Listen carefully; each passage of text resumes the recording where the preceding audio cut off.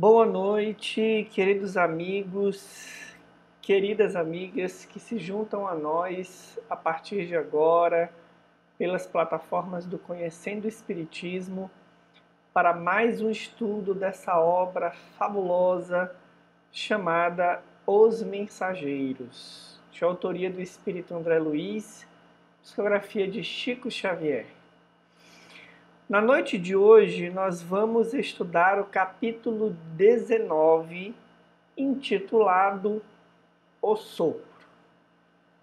O título em si já é bastante curioso, né? O título já é bastante provocativo, evocativo de muitas dúvidas, de muitos questionamentos.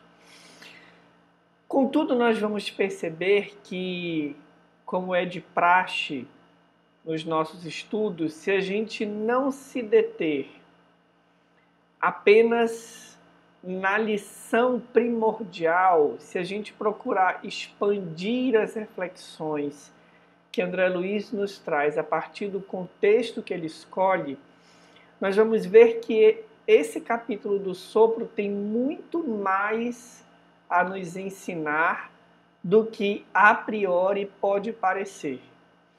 Porque ele vai falar, de forma geral, de uma espécie de mecanismo de tratamento espiritual por via do sopro.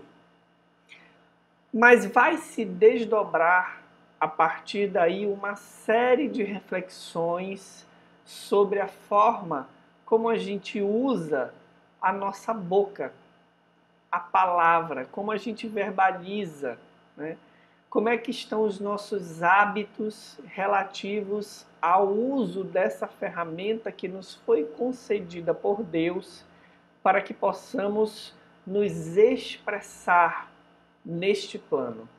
Então é um capítulo que começa com uma reflexão específica sobre essa possibilidade do sopro como uma ferramenta de tratamento espiritual, mas se expande para muitas outras reflexões. Então, vamos acompanhar, vamos ver aqui o que André Luiz vai nos trazer nesse capítulo.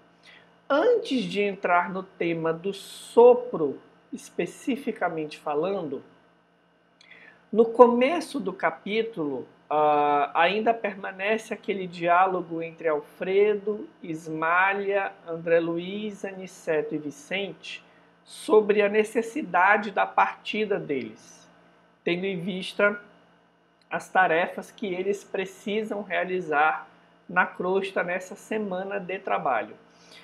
Se vocês lembram do capítulo anterior, nós vimos que essa partida deles, essa continuidade da viagem rumo à Terra foi adiada em função de tempestades magnéticas oriundas dos movimentos bélicos, né, dos movimentos de guerras que aconteciam naquele momento histórico. E aí, Alfredo aconselha o retardamento dessa retomada dessa viagem. E aí, Alfredo vai sugerir, então, que diante da preocupação dos três, do cumprimento dessa agenda de trabalho, que eles poderiam usar posteriormente para ser mais rápido no deslocamento, um carro que Alfredo se utiliza em algumas tarefas para se transportar nessas regiões.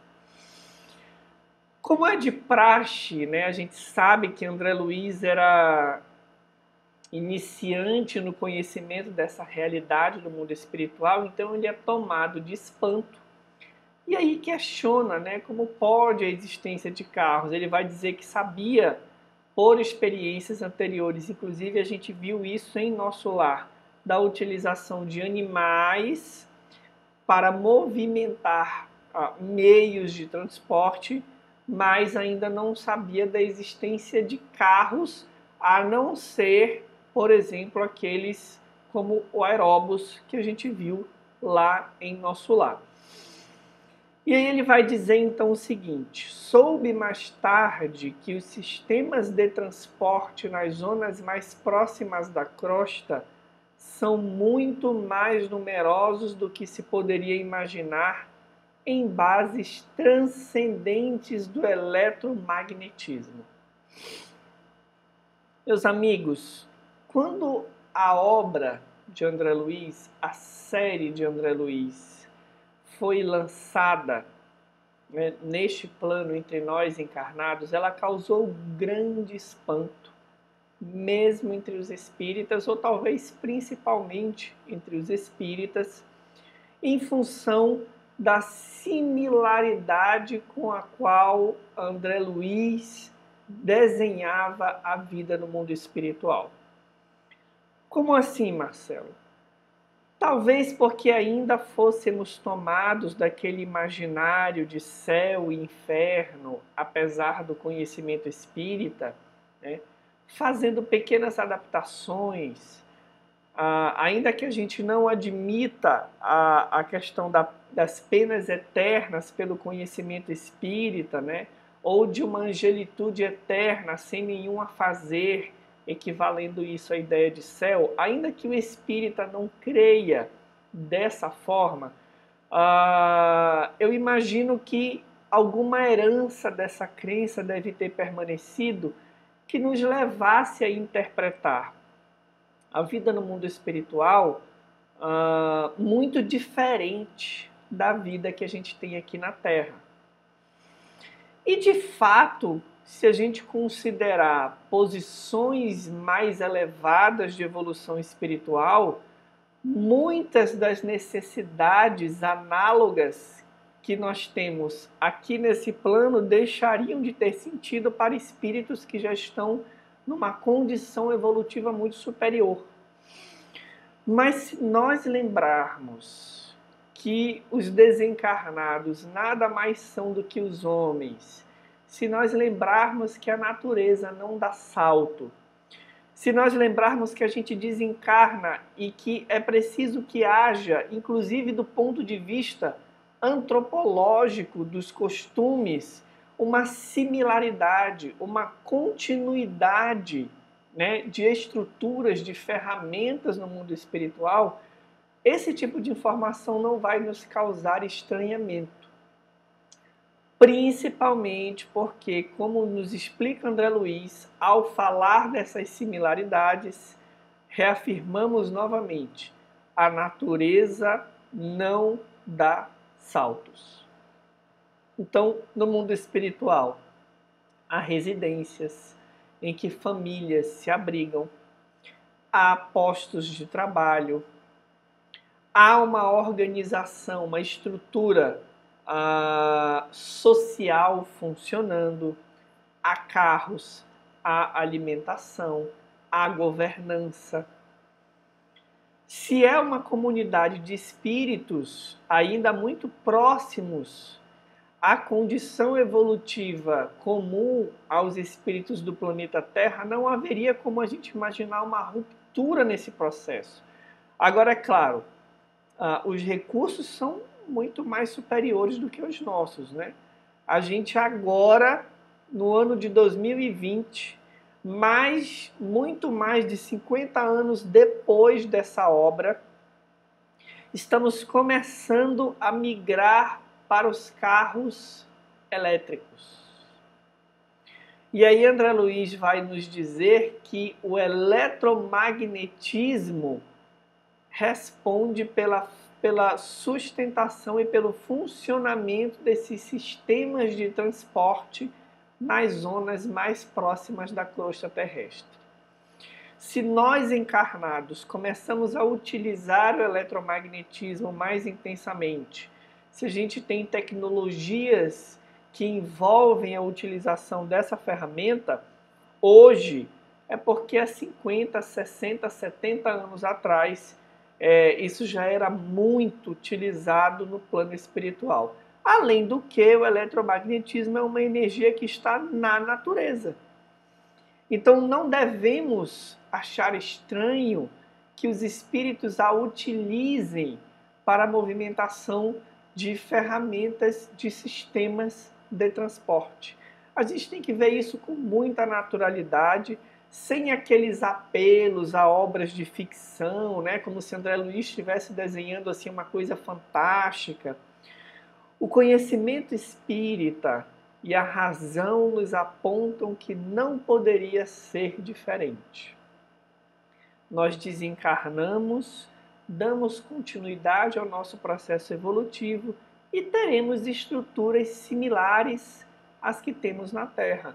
Quando vamos evoluindo, quando vamos nos desmaterializando do ponto de vista da densidade do nosso corpo espiritual, as estruturas similares às que nós temos nesse plano da vida vão se tornando menos necessárias. Então essa informação deve ser vista por nós com muita naturalidade. Prossigamos então para a questão do sopro. Diante da necessidade de trabalho de André Luiz e Vicente, Alfredo e Ismalha vão sugerir que eles possam, enquanto ainda não poderão partir, tendo em vista, né, as tempestades eletromagnéticas, que eles pudessem auxiliar nas tarefas do posto de socorro. E aí essas tarefas inicialmente têm a ver com oração, com trabalho, né, com a emissão de energias salutares que sustentem as atividades da colônia espiritual. E aí, em determinado momento, Alfredo diz assim: é preciso prevenir Olívia e Madalena das providências que se fazem imperiosas para a noite. Necessitaremos a colaboração de mais alguns técnicos do sopro. Temos alguns irmãos em estado grave, tomados de impressões físicas mais fortes. André Luiz é tomado de espanto mais uma vez, né? Depois de ser pego de surpresa aí com relação à existência de carros, ele vai achar estranho novamente a questão do sopro. E aí ele faz uma série de questionamentos, né, expressa a sua surpresa e Alfredo, no diálogo ali com o Aniceto, com os outros companheiros, né, vai comentar que o sopro curador, mesmo na Terra, é sublime privilégio do homem. No entanto, quando encarnados, demoramos-nos muitíssimo a tomar posse dos grandes tesouros que nos pertencem. Quem pudesse compreender entre as formas terrestres toda a extensão desse assunto, poderia criar no mundo os mais eficientes processos soproterápicos. Então vejam só, no movimento espírita nós construímos o hábito da aplicação do passe com as mãos, né? A gente estende as mãos na transmissão dessa energia espiritual somada à energia animalizada do encarnado que está ali no corpo físico. Mas nós não temos o hábito de trabalhar com essa ferramenta, que é a ferramenta do sopro. Da mesma forma que a gente falou a respeito do carro do mundo espiritual, a gente também deve ver essa possibilidade com muita naturalidade, entendendo que é uma forma, é apenas uma forma diversa de transmissão de energias que são similares às energias do passe. É como se a gente mudasse o veículo para transportar o mesmo produto. Só que Alfredo vai falar que a mentalidade dos encarnados ainda é muito cheia, né, ou de fantasias, ou os encarnados fantasiamos sobre algumas coisas, aumentamos o aspecto de coisas que são naturais, como por exemplo essa do sopro. Então eu imagino que quando confrades do movimento espírita leram isso, ou acharam muito estranho ou quiseram implantar essas práticas sem o devido cuidado. Então Alfredo vai dizer que ou a gente fantasia muito e exagera as coisas, muito próximos do que Kardec definiria ali como os espíritas exaltados, né? A gente se maravilha com a informação e já cria todo um contexto desnecessário dentro da naturalidade dela, ou a gente se fecha para possibilidades novas.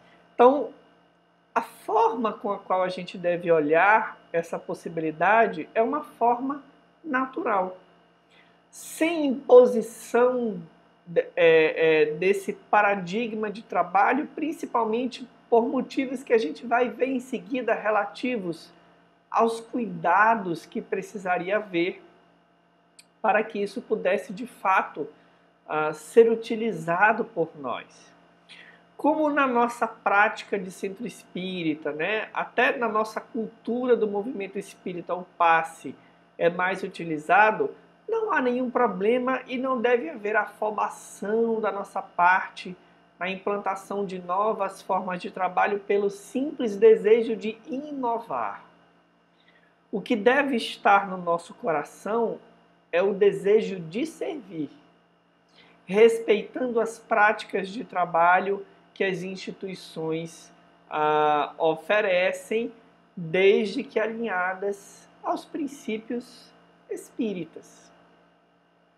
Então, em função disso, é que Alfredo vai dizer que se a gente compreendesse a extensão do assunto, poderia-se criar no mundo processos de alta eficácia no que tange a soproterapia. Agora, esse é o problema, né? A gente se apropriar da extensão do assunto como um todo. Então, só para a gente ter uma noção assim vaga, vejam o que ele vai falar sobre os cuidados a respeito desse tratamento, né, dessa terapia pelo sopro. Como passe que pode ser movimentado pelo maior número de pessoas com benefícios apreciáveis, também o sopro curativo poderia ser utilizado pela maioria das criaturas com vantagens prodigiosas, com muita naturalidade. Entretanto, e aqui é que deve se focar a nossa atenção, precisamos acrescentar que em qualquer tempo e situação, o esforço individual é imprescindível. Toda realização nobre requer apoio, o bem divino para manifestar-se em ação exige a boa vontade humana. Então vamos lá. 2 primeiros pontos iniciais: esforço, disciplina, seriedade e boa vontade. Então, não dá para a gente querer implantar essa forma de trabalho do dia para a noite no centro espírita. Por quê? Porque ela exige uma série de condições muito delicadas. A base dessas condições é a mesma para todas as outras atividades. Então, para todas as outras atividades de tratamento espiritual ou de colaboração no centro espírita, relativos ao atendimento espiritual, passe, água magnetizada, palestra pública, evangelização infanto-juvenil, assistência e promoção social espírita, para todas essas atividades nas mais diversas áreas de trabalho que um centro espírita compõe, há que se ter a formação de trabalhadores com conhecimento espírita, com boa vontade, com dedicação continuada e séria, com esforço individual de melhorarem a si mesmos.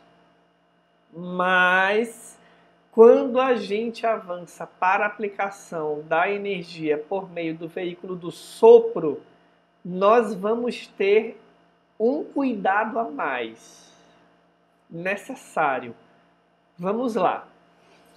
Nos círculos carnais, para que o sopro se afirme suficientemente, é imprescindível que o homem tenha o estômago sadio. Primeira condição. Quais são os nossos hábitos alimentares? A boca habituada a falar o bem com abstenção do mal.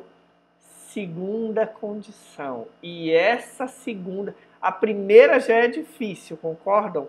A segunda é muito mais delicada. Mas a gente ainda tem uma terceira. A mente reta e interessada em auxiliar. Ou seja, a base da nossa alimentação, aquilo que a gente externaliza pela fala, porque a ferramenta será a boca. Então, aquilo que a gente externaliza pela fala e o suporte por detrás disso, que é a mente. Do ponto de vista comparativo, por exemplo, se a gente tem a imposição de mãos, a gente não fala pelas mãos, né? Então as mãos, elas são uma ferramenta mais neutra. A boca, ela é muito mais central e estratégica na atuação do encarnado. E talvez por isso ela seja um veículo com muito mais potencialidade na transmissão de energias. Isso significa, ao mesmo tempo, a necessidade de muito mais cuidado na utilização dessa ferramenta. Então vejam só, obedecendo a esses requisitos, teremos o sopro calmante e revigorador, estimulante e curativo. Através dele, poder-se-á transmitir também na crosta a saúde, o conforto e a vida. Então, eu acho que agora fica claro o porquê que é complexo a utilização desse recurso entre os encarnados. Meus amigos, quantos de nós conseguimos manter uma alimentação equilibrada? E eu não falo só do ponto de vista do que a gente ingere, mas da quantidade que a gente ingere. Porque vejam, não é porque você não come determinados alimentos que a tua alimentação, do ponto de vista do equilíbrio, ela é saudável. Não se trata só do que a gente ingere, mas da periodicidade do que a gente ingere, da quantidade. Então, é um nível de disciplina muito intenso, considerando a alimentação, que já é algo desafiador. Agora, vamos imaginar a fala. Em várias mensagens, o benfeitor espiritual Emmanuel, quando analisa a fala de Jesus, né, de que a boca fala do que está cheio o coração, ele vai comentar essa potência de transmissão de energias na construção do destino nosso e dos outros, que é a boca, pelo ato de falar. Então, é como se nós tivéssemos um meio de transmissão de uma energia, como o fio transmite a energia elétrica, como o cano transmite a água ou o balde. Então, imaginem que esse meio de transmissão, ele precisa estar sempre são. Ele precisa estar em condições de higiene permanente. Então, é muito, muito desafiador no nosso estágio evolutivo, na nossa condição ainda muito falha, utilizar a boca nesse padrão de forma constante. Tem dias que a gente está mais harmonizado, mas tem dias que a gente fala um monte de bobagem, reclama, usa palavras que não são apropriadas. Então vejam que pela centralidade, pela importância da boca para a manifestação dos recursos do espírito, a utilização do sopro até pode ser considerada, mas o nível de preparo que ela exige é muito intenso. É muito intenso. Daí, talvez a gente ainda não ter possibilidades maiores nesse sentido. A gente não pode simplesmente se aventurar em implementar algo que a gente não tem condições de sustentar na qualidade do que a gente oferece. Mas esse capítulo deve também nos levar a uma reflexão muito profunda a respeito de como a gente usa a boca. Porque não é porque a gente não pratica a soproterapia que a gente não pode ser uma ferramenta salutar para nós mesmos e para os outros. Então ainda cabe a reflexão. O que eu falo ao longo do dia pode ser visto como algo salutar, terapêutico para aqueles que me rodeiam, ou a minha fala se traduz em aumento da angústia, aumento da ansiedade, aumento da agressividade. A boca, ela tem uma ligação tão estreita com a estrutura mental do espírito que a gente quase nunca se apercebe do que a gente externaliza. A gente simplesmente externaliza. Então, disciplinar esse recurso é o convite que esse capítulo nos traz. Mesmo que eu não possa aderir a um tratamento soproterápico, quando alguém me busca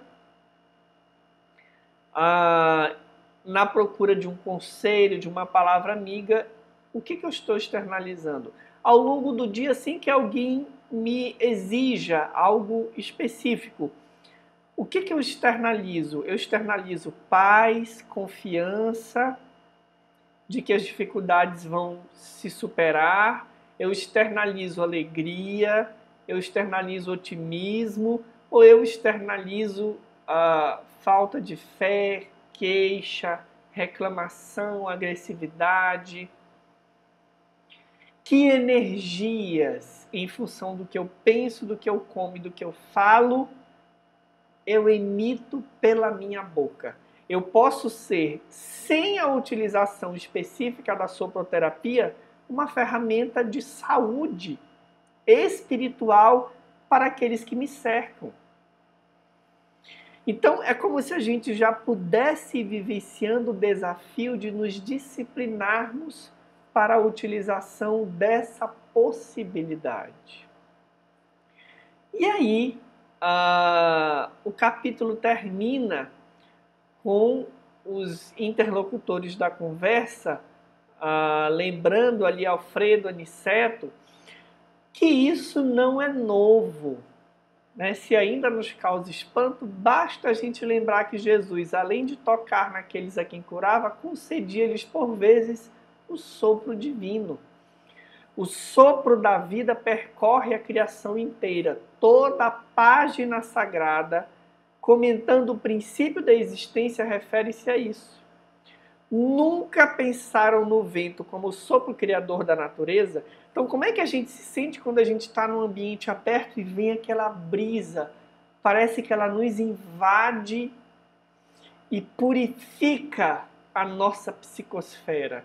É por isso que a orla marítima, na palavra do próprio André Luiz, a gente viu isso em outro estudo de Nosso Lar, ela tem recursos curativos.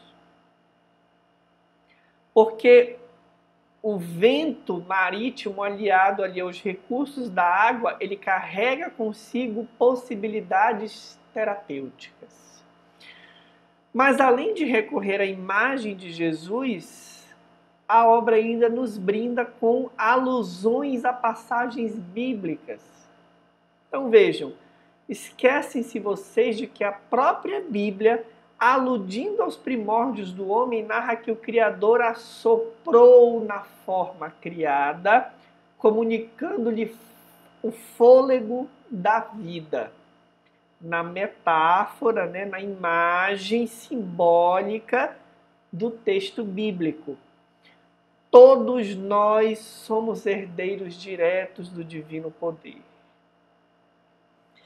Então, na imagem bíblica, Deus nos conferiu a vida, o fôlego, assoprando na imagem simbólica.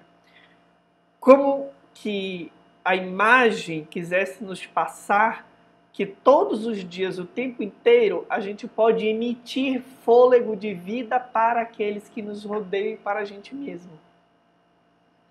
Agora, para isso, a gente precisa disciplinar o que a gente pensa, o que a gente come, o que a gente fala.